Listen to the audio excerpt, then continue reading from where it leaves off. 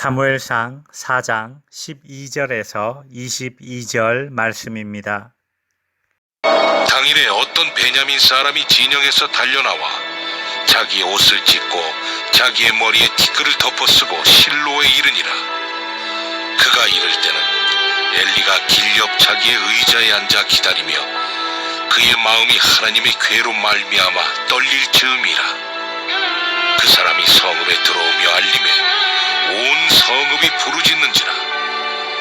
엘리가 그 부르짖는 소리를 듣고 이르되 이 떠드는 소리는 어찌 됨이냐? 그 사람이 빨리 가서 엘리에게 말하니 그때 엘리의 나이가 98세라. 그의 눈이 어두워서 보지 못하더라. 그 사람이 엘리에게 말하되 나는 진중에서 나온 자라. 내가 오늘 진중에서 도망하여 왔나이다. 내 아들아, 일이 어떻게 되었느냐?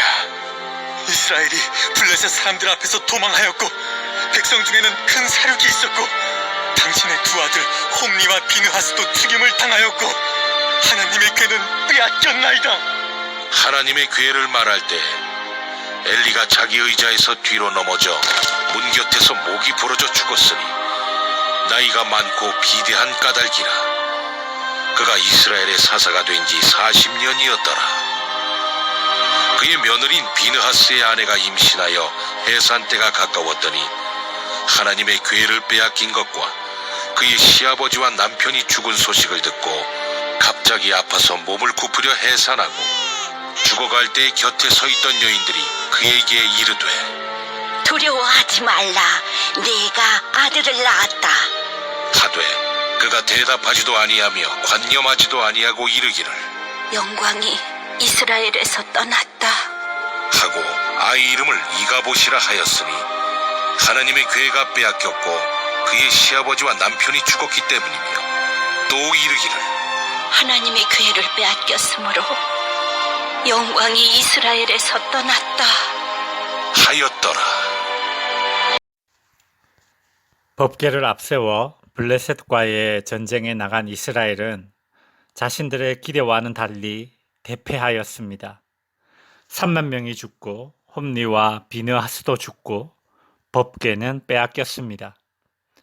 전쟁에서 살아남은 한 사람이 실로에 있는 엘리 제사장에게 왔을 때에 13절에 보면 그가 이를 때는 엘리가 길 옆 자기의 의자에 앉아 기다리며 그의 마음이 하나님의 괴로 말미암아 떨릴 즈음이라 라고 하지요. 엘리는 전쟁터에 여호와의 법궤를 들고 나간 것에 대해 뭔가 불길한 마음이 들었던 것입니다. 여러분, 때론 하나님께서 어떤 마음을 주실 때가 있습니다. 예를 들어 잘못된 일을 선택하려고 할 때에 찝찝함과 불안한 마음을 주실 때가 있지요.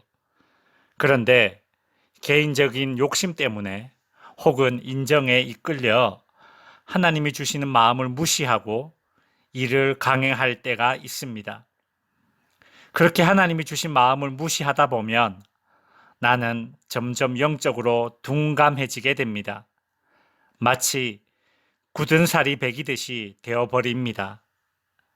엘리는 여호와의 언약궤는 성막 안 지성소에 있어야 한다는 것을 알고 있었습니다. 그리고 법궤를 그런 식으로 사용하는 것은 적절하지 않은 행동이라는 것을 알고 있지만 이스라엘 장로들이 그런 결정을 하는 것을 적극적으로 막지는 못했습니다.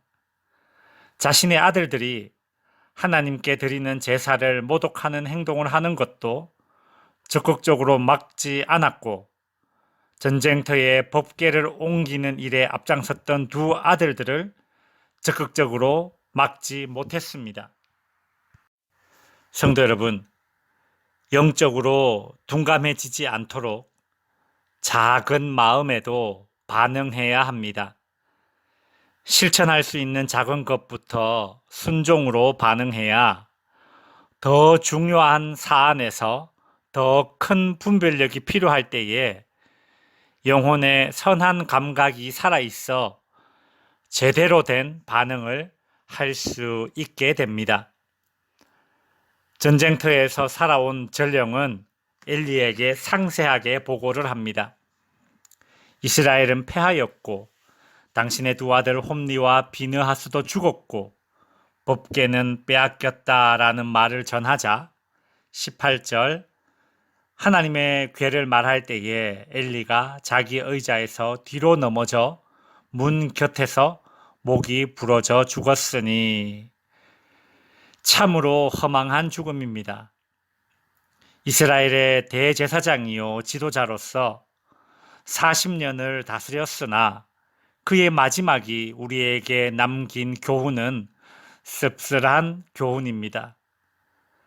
제사장이라는 자리만을 위했고 두 아들들의 잘못을 바로잡으려 하기보다는 제사장이라는 특권을 자녀들에게 세습하기에만 급급했던 영적으로 비둔해진 지도자의 모습을 봅니다.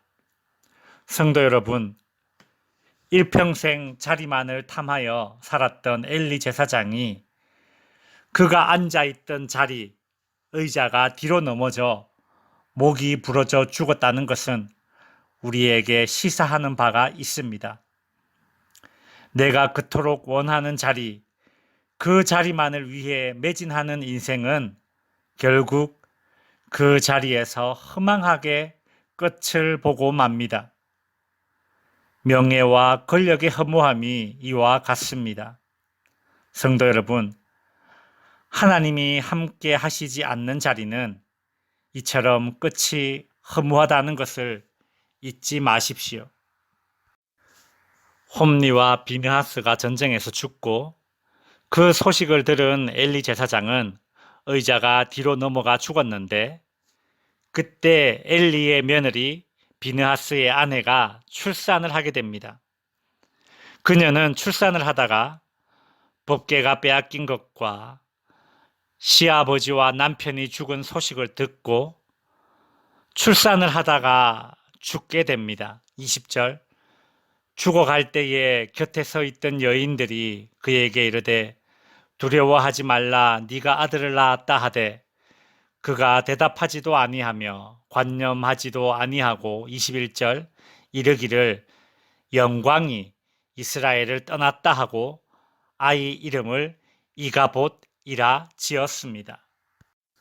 출산을 돕던 산파들이 아들을 낳았다고 안심시키며 산모의 기운을 북돋우려 했습니다. 하지만 그녀는 위로를 받지 못하고 남편이 죽고 시아버지가 죽고 법궤가 빼앗겼다는 소식에 충격을 받아 희망의 끈을 놓고 죽음을 맞습니다.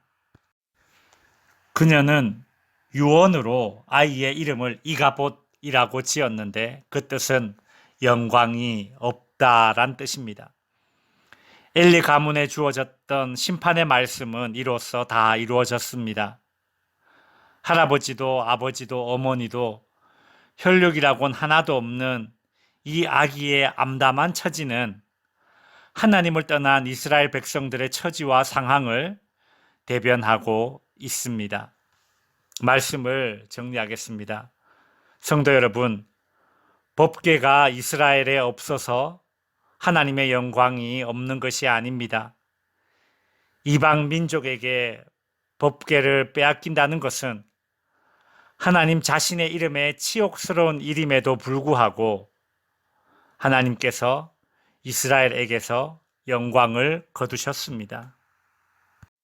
성도 여러분, 하나님께서 우리 인생에서 당신의 영광을 거두시면 우리는 할아버지도 없고 아버지도 없고 어머니도 없는 고아와 같은 처지일 뿐입니다.